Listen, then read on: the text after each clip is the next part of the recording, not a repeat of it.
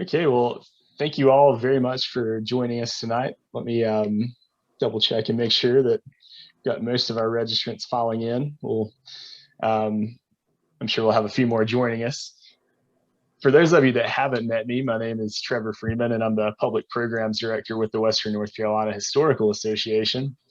Um, Tonight's event, if you have any questions about anything or you missed anything or want to see it again, don't worry, we're recording this, so you'll be able to check this out on our website within just a few days of it airing.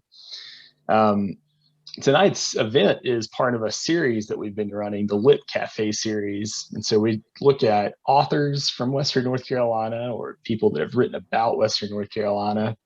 And tonight's event is focusing on a very special author in Western North Carolina, somebody that was very influential and very prolific, and also the winner of our Thomas Wolfe Memorial Literary Award in 1984, but for a different book, his book Last One Home. And I'm excited tonight to bring you two different speakers. So we're going to have a little discussion about Ely, the writer, and his contributions there, and also his work, The Road, and the history behind that. Feel free, if you have any questions throughout, to use that Q&A button down at the bottom. I'll take note of that, and we'll get to those here at the end. So we'll have about a 15 to 20 minute question and answer session following things up. So don't worry, we'll get to you. We get to most questions at the end. So I'd like to introduce tonight's guest. Up first is Dr. Richard Starnes, who's the provost of Western Carolina University and also a professor of history there. Dr. Starnes is a native of Asheville. He's written heavily on the tourism industry in Western North Carolina, and his book, Creating the Land of the Sky, documents a lot of that. I'll also add he's a pretty good fly tyer as well. Hey, there we go.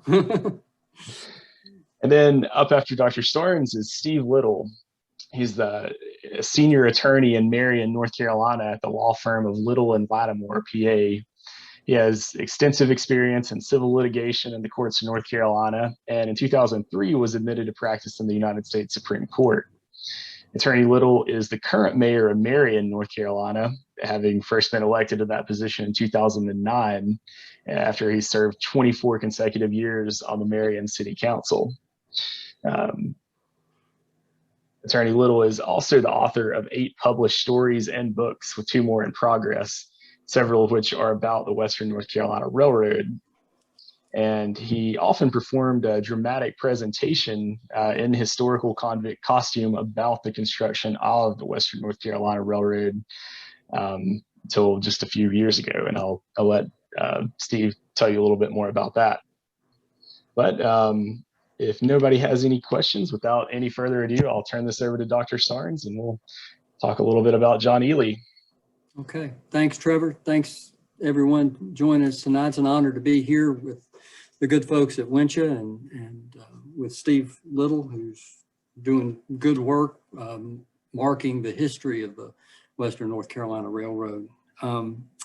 Trevor asked me to give a little bit of an introduction to John Ely as a man and as a novelist, and then set Steve up to discuss the book that we'll talk about mostly tonight, his novel, The Road.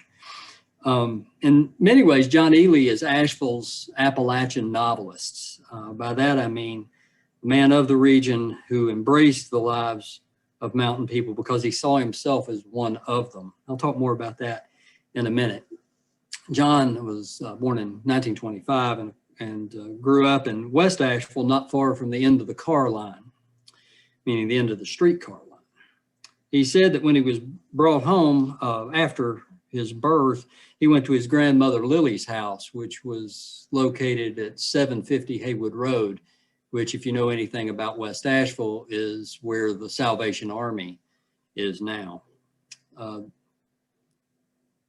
Lily was the matriarch of a large family, and that family had come to the mountains in the 18th century. She was a formidable woman, strong, a little dour, and a Presbyterian stalwart. She kept a cow there in town at the house on Haywood Road, a reminder of her and her husband's people making the migration from the mountain coves to town in Asheville that would become the subject of so much of John's literary work.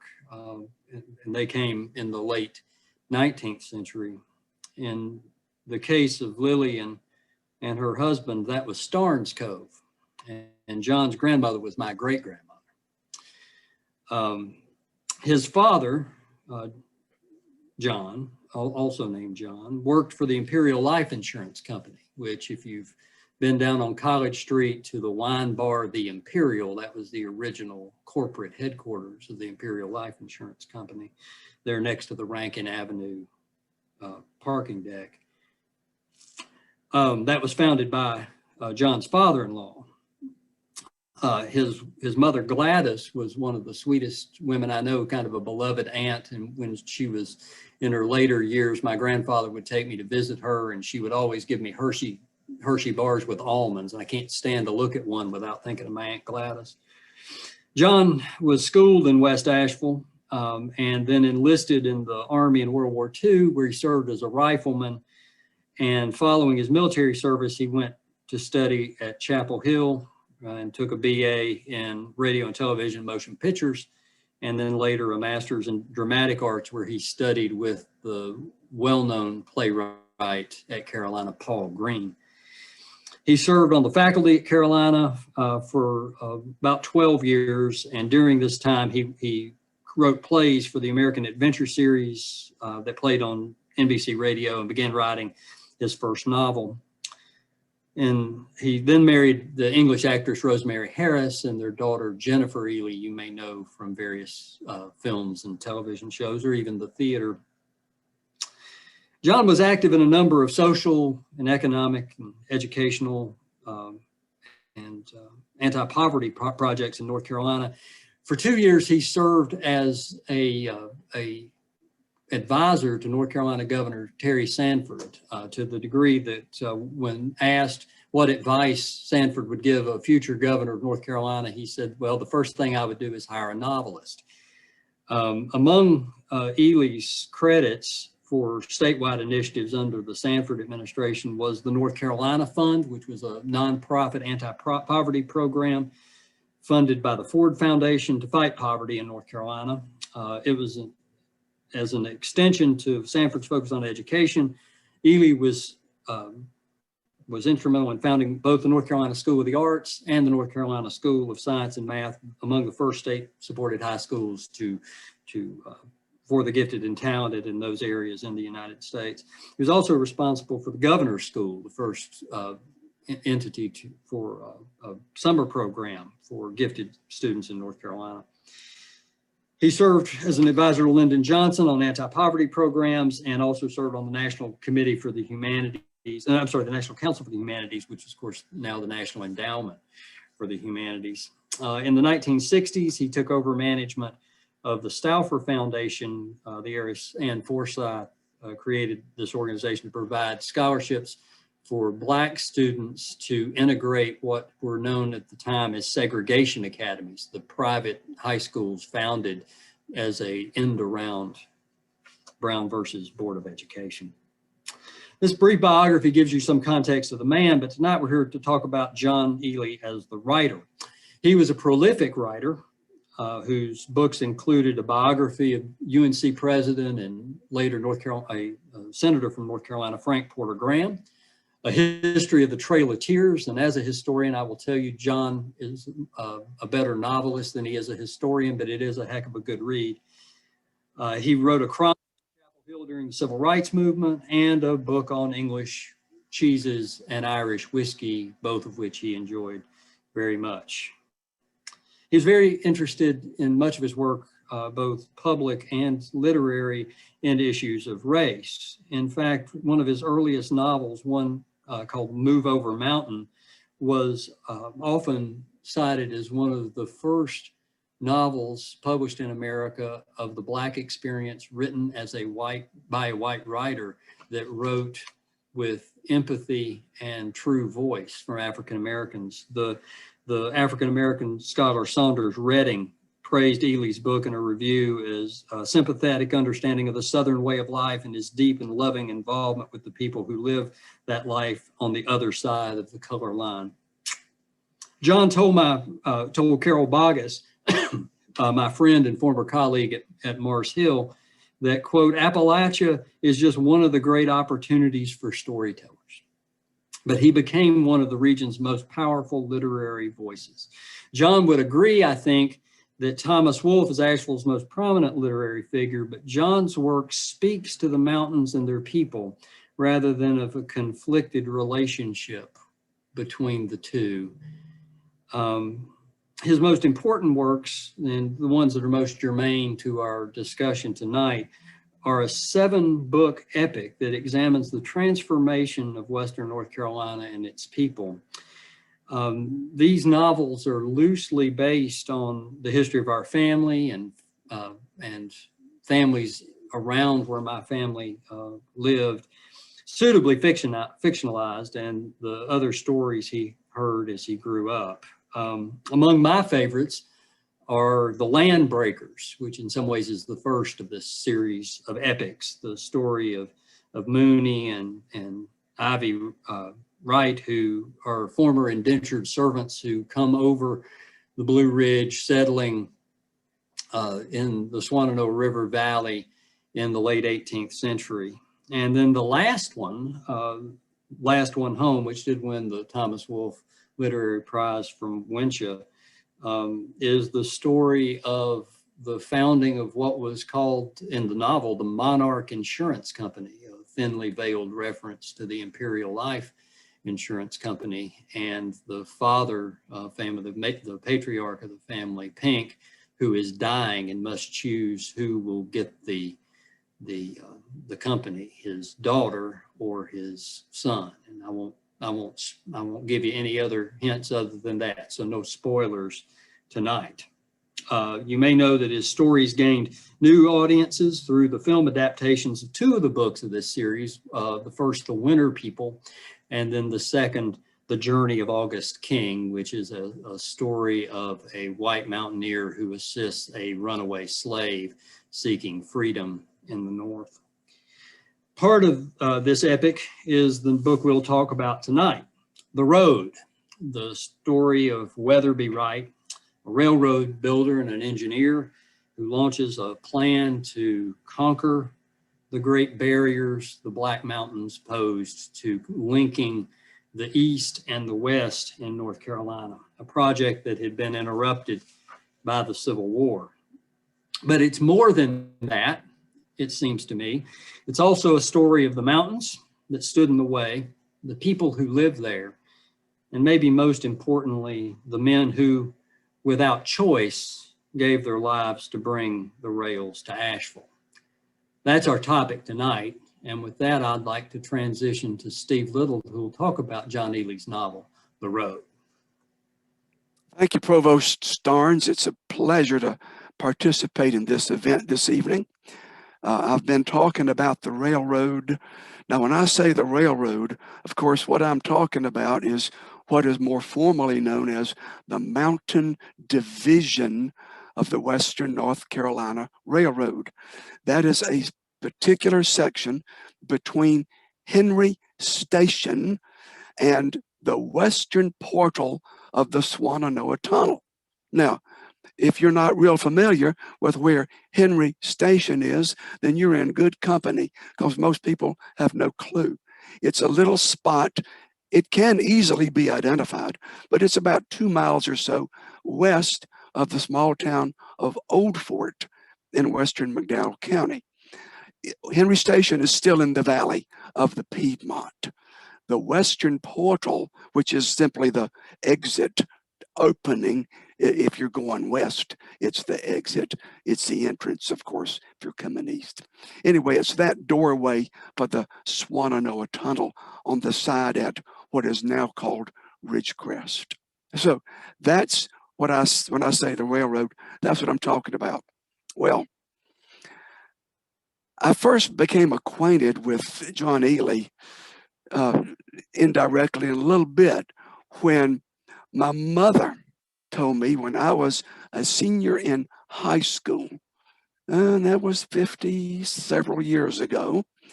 And she said, you need to read this book because it takes place close to Ridgecrest. And she knew Ridgecrest was a very special place for me because I went to summer camp up there and spent many summers on the staff. So I read the book in 1968. Now, I don't know about you, but I can think of only one piece of fiction that I have ever read that I can remember and influenced me for essentially my entire adult life. The Road fits that category.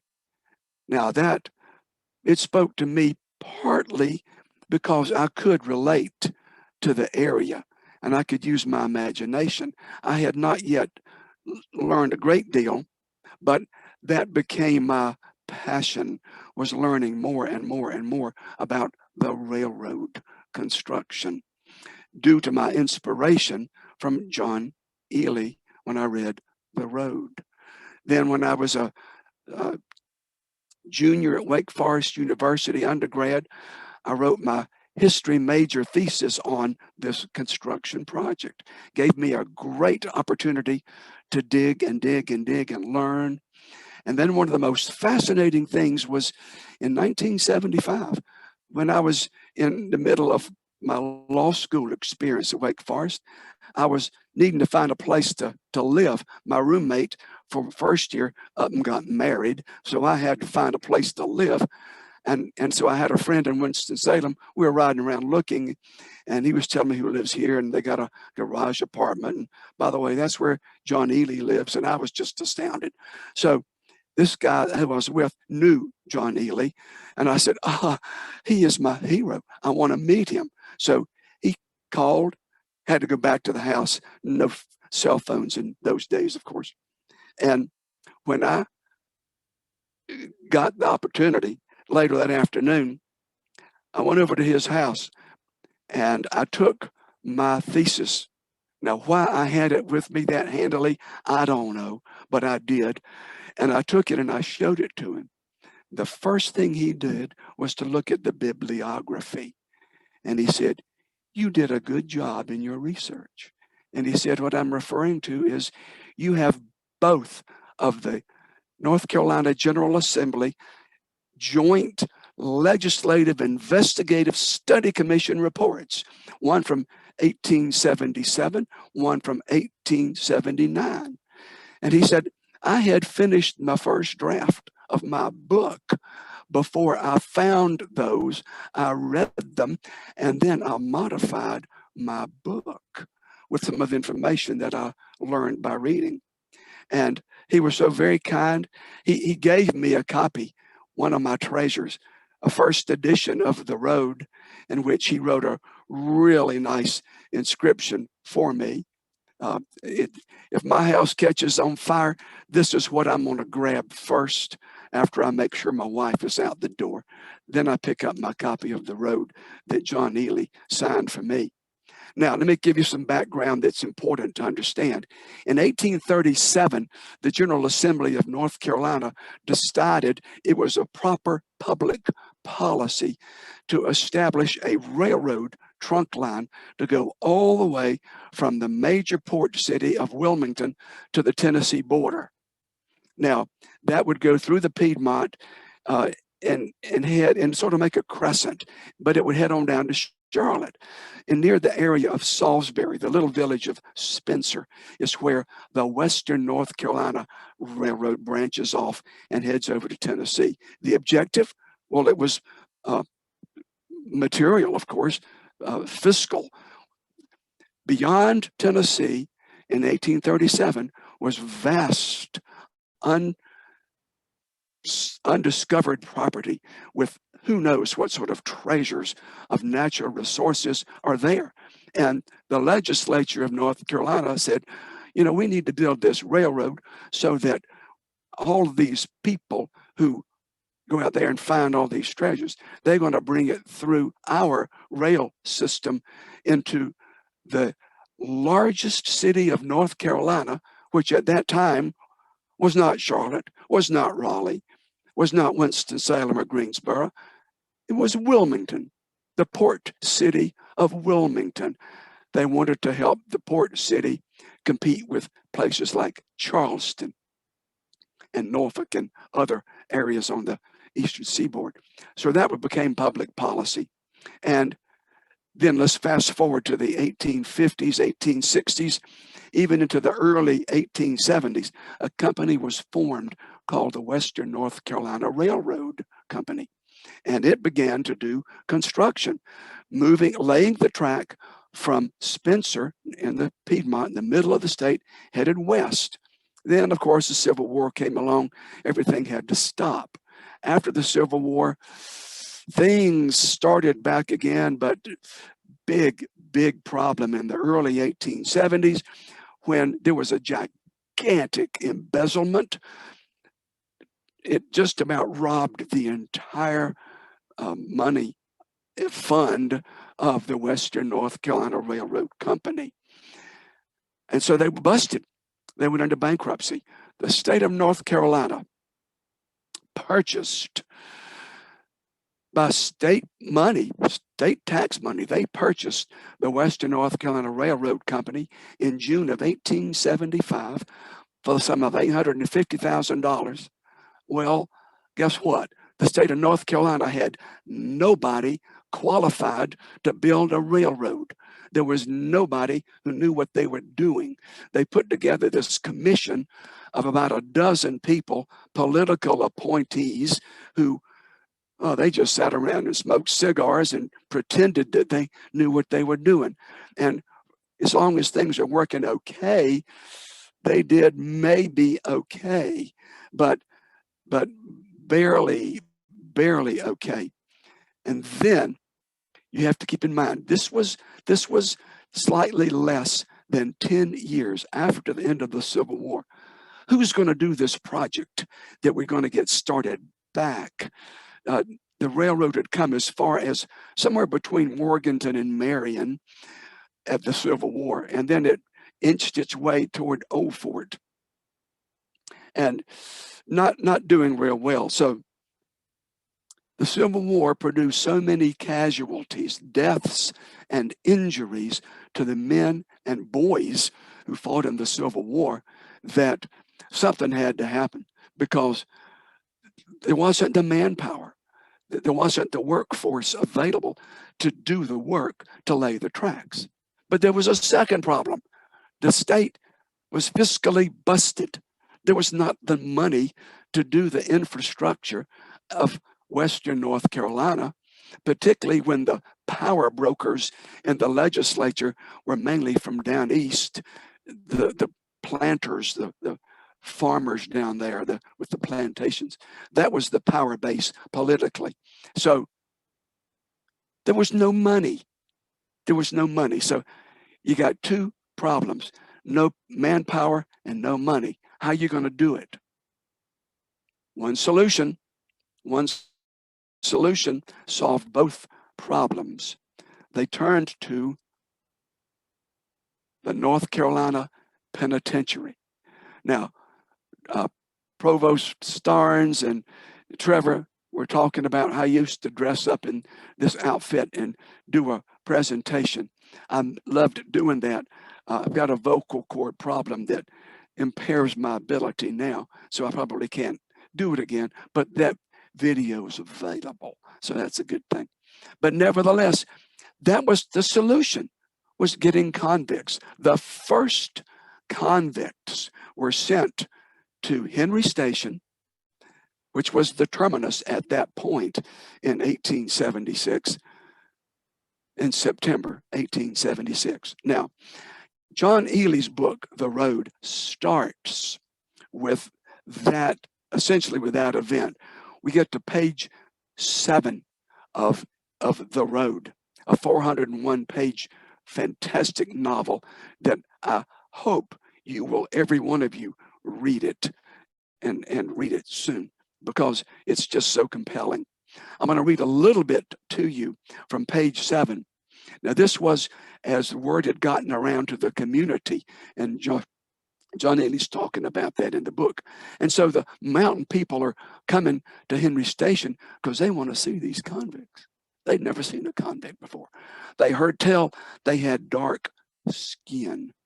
And these mountain people, these were Scot-Irish people. They were British. They were white as a cloud in the sky on a summer day. So they didn't know what to think. About 3 o'clock, a shout went up that another smoke plume was in sight. At once, several men put their ears to the rails and reported that a train was indeed near. The multitude, now numbering over 250 people, gathered on the station side of the track and sent up a welcoming chant for the train and its human cargo. The engine appeared, and with gasps and rumbles bore down on them, dragging 5 old boxcars, all tightly closed and securely locked. Its bell clanged for the track to be cleared, but the spectators crowded close by anyway, and the pressure from the back of the crowd was such that those up front were forced to meet the oncoming locomotive. The engineer and fireman responded with angry, insulting shouts, and the foreman fired shots into the air, warning the crowd, but the people pressed in close to both sides of the engine and boxcars. The train crept forward, steamy and creaking, its bell sounding ominously, and then it stopped. The engineer spat onto the ground and looked out over the waves of faces until he saw Weatherby Wright, the man in charge. "I brung all 150, he said to Weatherby. I'm skipping around a little bit. The first of the boxcar doors had been locked so securely that initial efforts to unlock them were futile. Weatherby told Babcock, the foreman, to shoot the lock off the door. The noise served further to impress the guards and quiet the onlookers. Warily, 4 guards came forward to help roll the door open. The opening door revealed a black room filled with 40 chained convicts whose eyes scowled out of their bruised faces at the watching congregation. All were black men except for 3, and all were cut and battered, either from fights within the car or from the rough ride itself. All were filthy and smelly. They had lived inside that crowded boxcar for 2 full days. The chief guard, who was a big black-haired man, told them to get down out of that car. They didn't move. A bullwhip cracked. A big guard approached the door with it. He slashed out at 2 convicts, and they were chained together, and they leaped to the ground, and they stood cat-like, watching. 2 others jumped. They were all chained 2 by 2, so 2 jumped at a time.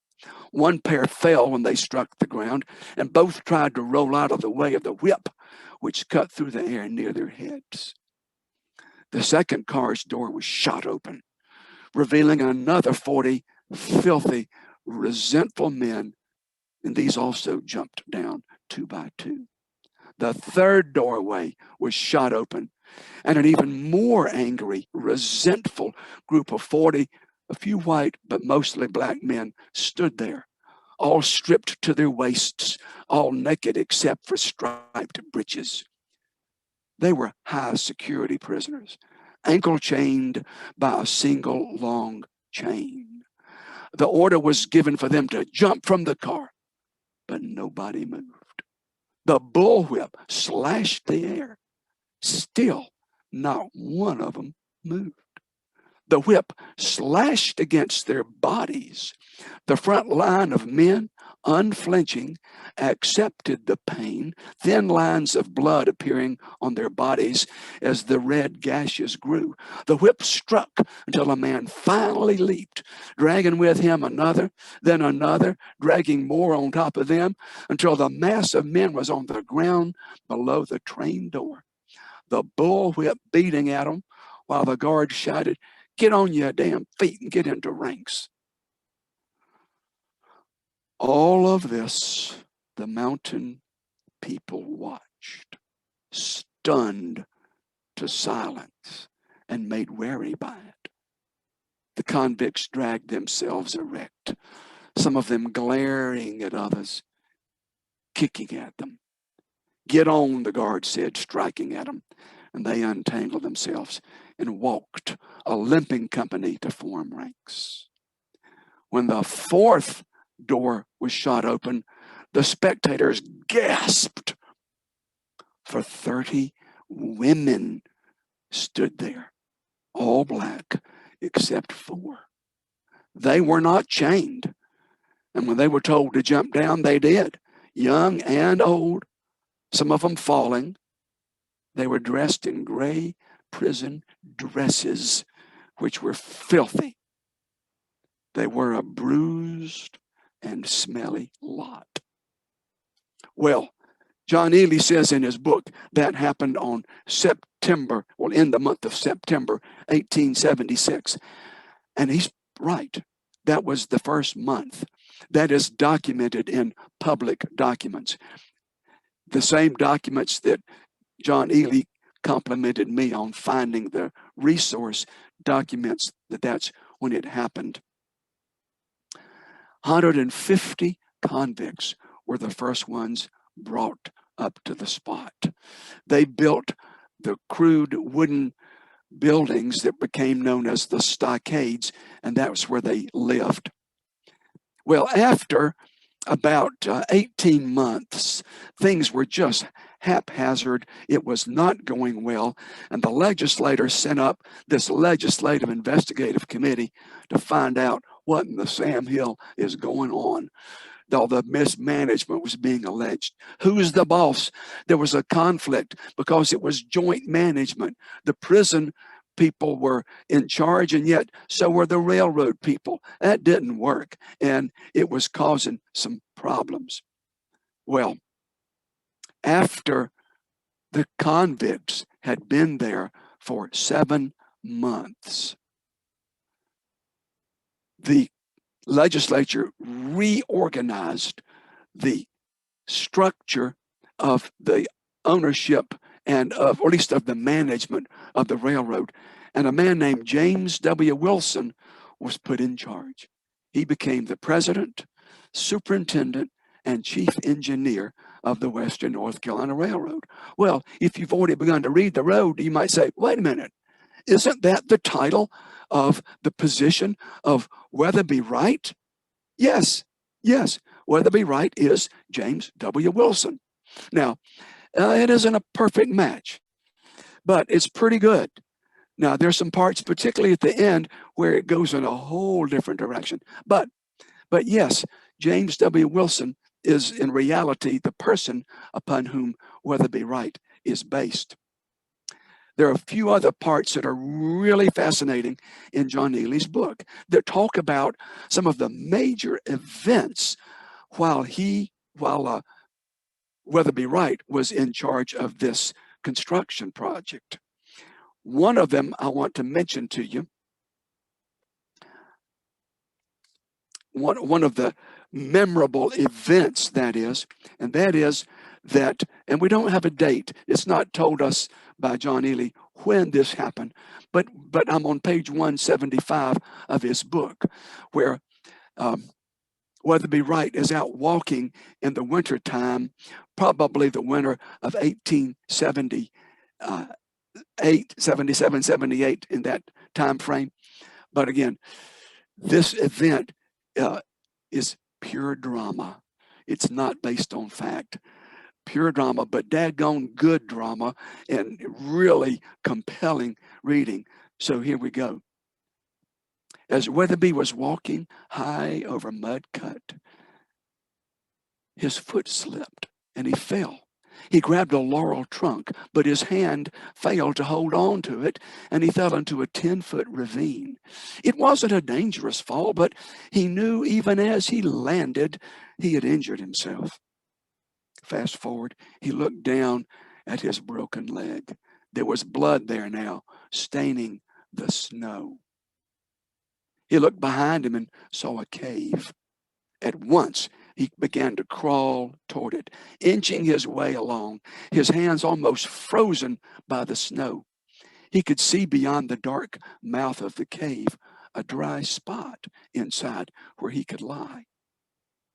Weatherby had slept fitfully that night, his dreams filled with throbbing and troubled with the touch of a hand which kept moving over his injured leg. At one time in his delirium, he had caught the hand and pushed it away. And for a time, there'd been nothing touching him at all. He saw the first sunlight filter into the cave in the morning. His teeth were chattering. He suffered painful chills and streaks of fire in his body, but he lay still. The light grew brighter. He looked up at the ceiling of the cave and saw the light as it vibrated and was shadowed by the moving branches near the opening. How strangely they move, he thought. Not quite like shadows of branches at all. He glanced toward the cave opening and saw the snakes moving as if in rhythm to a tune. They were crawling on the rock entryway, and it was their shadows he had seen. His gaze trailed along the ceiling and walls of the cave. Here and there in the walls, he saw other snakes, not moving now, merely lying asleep. They were the color of the rocks, and he could scarcely make them out. He was in a den of rattlers. It wasn't a hand on his leg. It was a rattler crawling, slithering over his leg. Now, that's pretty compelling. That's one of these things 50 years after I read that book, I still remembered. But it's not true. So that's okay. It's okay. This is historical fiction. And that just makes it all the more enjoyable and makes it where you want to keep reading so you get the good stuff, the factual stuff in with the interesting drama that's going on. Well, Major James W. Wilson, going back to the real thing, wrote a report to Governor Zebulon Bayard Vance. Now, that's a name that's been in the news lately. Vance was known for a lot of things. One decent thing he did do was, as governor, he promoted the train coming to Asheville, for goodness sakes, transforming Asheville from a little tiny village into a thriving city. Without the train, who knows what it would be? It wouldn't be the same now. So he sent this report December 18, 1878. So he'd been on the job about a year and a half. Five of the 7 tunnels were complete at that time. So that's important to keep in mind. Then in 1879, in February of 1879, was the second legislative Joint House Senate Investigative Research Committee. This time they came because they were motivated by political antagonism by one of the members of the state legislature who had a problem with Major Wilson, making all these allegations of mismanagement. Well, Major Wilson was totally vindicated, but the report itself was fascinating because there were 41 people who were interviewed. And in the process, these interviews, people were giving information. There were 501 convicts on duty on the mountain on February the 1st, 1879. It is from this report that we learn about the 18,000 pounds of nitroglycerin paste or mash that was made in a shed near Henry Station that was used to help explode the rock going through the tunnels. The tunnels were all solid rock. And of course, you know what a tunnel is before it's finished. I mean, the shortest tunnel on this series up on this mountain was 87 feet long. Shortest. The longest, 1,832 feet long. That is 6 football fields end to end. That's the one at the top, the Swannanoa Tunnel. So long, crews began working from each end going to the middle. Before, of course, I got to come back to this, before the tunnel is finished, it is nothing but a deep, dark cave. Now you talk about creepy.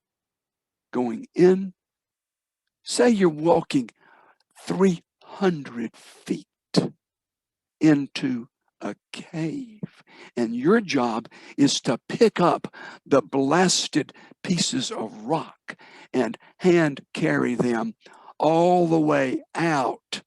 Now, this is not well lighted. There are a few tallow candles in there, but you're looking at the light in front of you that you're walking toward on an uneven, sharp surface, because it's not a smooth floor, not yet. And you've got to take them out. And these weigh 30, 40 pounds apiece, and they're poking into your stomach. This was miserable work for these convicts. There's another story that I'm going to tell you just a little bit that's one of the most fascinating. It's on page 243. I can't tell you much because my time is running out, but it's the plan of one of the convicts to escape and how he figures it out and how what happens and what is remembered as you read the book. Again, this is pure drama, pure fiction. It didn't really happen, but it's great reading. The boxcar catches on fire, full of women convicts, with the escaping mastermind of this attempt on top, and a great giant flame as it goes down the mountain. There's some specific information that John Eady writes about that is largely true, talking about the food allocation every day. This was a miserable, severe, brutal existence for these convicts. There was nothing good about it. It was horrible, nothing but horrible. If you've got an hour that you've got nothing better to do and you want to look at this, you can email me and I can tell you how I can get it. And it'll tell you a lot more information. But the last thing I want to mention is one little quote. This is back at the beginning, and this is from page 4, where Weatherby Wright's wife is talking with him. This is at the beginning of his service. And she asks, her name is Mildred, "Do you have to use slaves, Weatherby? You've always been so much opposed to slavery of any sort." "Those aren't slaves, Mildred. Convicts aren't slaves." "Is there really a difference?" she asked. He looked at her for a long while and then slowly nodded and sighed. "I think so, Mildred." "Well, I think not." Now, I've said enough. I could talk all night, but I turn it back over to Trevor. Well, thank you.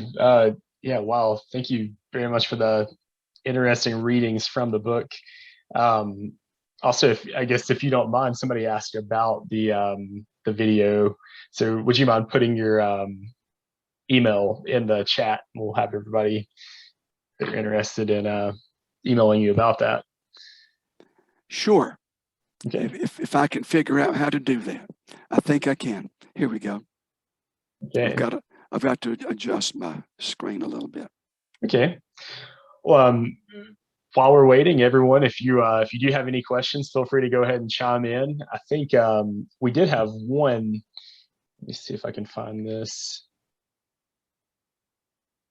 Somebody wanted to know, was Terrell close to the spot where the incarcerated laborers were dropped off at? Oh, well, somebody's been doing some research if they've seen the name Terrell. Terrell is the same thing as Ridgecrest.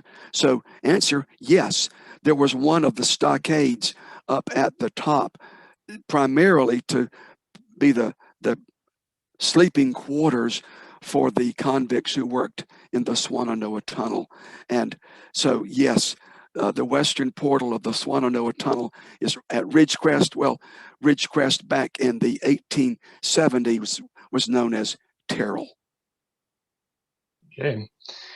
I think I'll throw this one real fast to Dr. Starnes. Kind of thinking about, I'm glad you mentioned Thomas Wolfe and the connection with Ely, but did Ely feel any responsibility to tackle or maybe to rewrite the characterization of Asheville in Western North Carolina that Wolfe has kind of ran out of town for? Yeah, well, you left already in some ways. So I think I wouldn't put it that way. I don't think the Appalachian novels that John writes are a response to Wolfe. In fact, I think in a lot of ways, Ely really idolized Wolfe and would say that he was the best chronicler of Asheville, and certainly Asheville's star literary product. But I think the difference is that I think Wolfe always had a conflicted relationship with the mountains.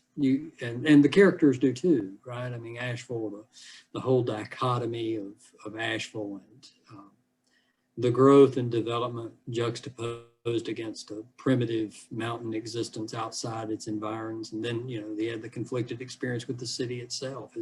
He writes his mother in the 1920s that said the city was going to be ruined by cheap Board of Trade boosters and blatant pamphleteers. And then he leaves, as do much of the stories of his novels are about people leaving. Whereas with John, he writes about mountain people where they are and the dynamics of their lives here in the mountains. I think it would be more true maybe to say that John's novels maybe do a little bit better job as a historical novelist, which Wolfe really wasn't, right? Wolfe's writing, most of his work's really contemporary fiction or close to it. I would say that John's writing historical literature, and it's more about the transformation of place, this transformation and the ways in which things are transformed through the coming over the Black Mountains into the Swannanoa River Valley as you see white settlement, the railroad bringing social and economic transformation, the changing urban landscape that you see with that follows in some of the later novels. So it's about a region and a people in transition, taken over time. Yeah.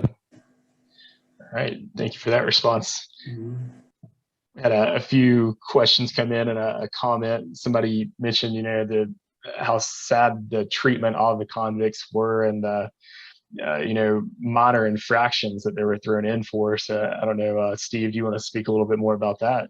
Oh, yes. That was rampant, that the convicts largely were convicted of offenses either on flimsy evidence or sometimes the only evidence was the color of their skin, particularly in Eastern Carolina. And that's where most of them came from. So yes, they were sentenced much longer terms to hard labor, and they were shuttled by boxcar. That part was true that John Ellie wrote about. That's how they got from Central Prison to Henry Station, was by boxcar. But yes, many were sentenced for offenses that they got way too long a sentence. Many of these men served their entire sentence on the mountain. Some would finish, and when they finished their term, if the work wasn't over, guess what? They were not given a ride back to Raleigh. They got a ride from Raleigh to Henry Station in a boxcar. But when their term was over, they had no money. They couldn't buy a ticket. How are they going to get back? People didn't care. They had to do the best they can. All right. Well, we've got kind of a deluge of questions coming in here, so we'll probably have to pick and choose some of these. Apologize if we don't get yours answered. Somebody asked about, was there any concern expressed by the investigative committee about the many deaths of the convicts? Yes, that's one of the, I guess you could say, one of the myths, and that's one part of what John talks about in his book, is a major epidemic of pneumonia and influenza. However, there were, each one of these investigative reports interviewed physicians who were assigned to the group. These physicians said, of course, they weren't refuting, because at that point there was no allegation of an epidemic, but they pointed out that one of them did, Dr. Bergen, in the 1879 investigative report, when he was interviewed, he said, he gave a countdown, and he said normally there was about a 6 to 6.5% sick call, and that was a variety, people who a rock fell on their foot, or maybe they did get sick from exposure or whatever. But for 500 people, that would be 33 individuals in sick call. So that's an exaggeration. Yeah, it was brutal and it was horrible, but there was not an epidemic, at least not documented epidemic. Yeah.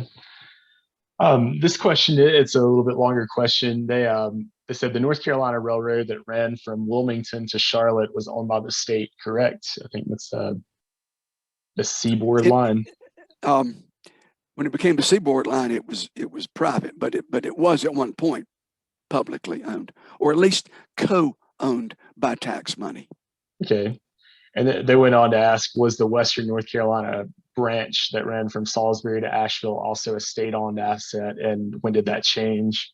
Oh, it was a state-owned asset as of June of 1875, when the state of North Carolina paid $850,000 at the foreclosure sale, and they bought it.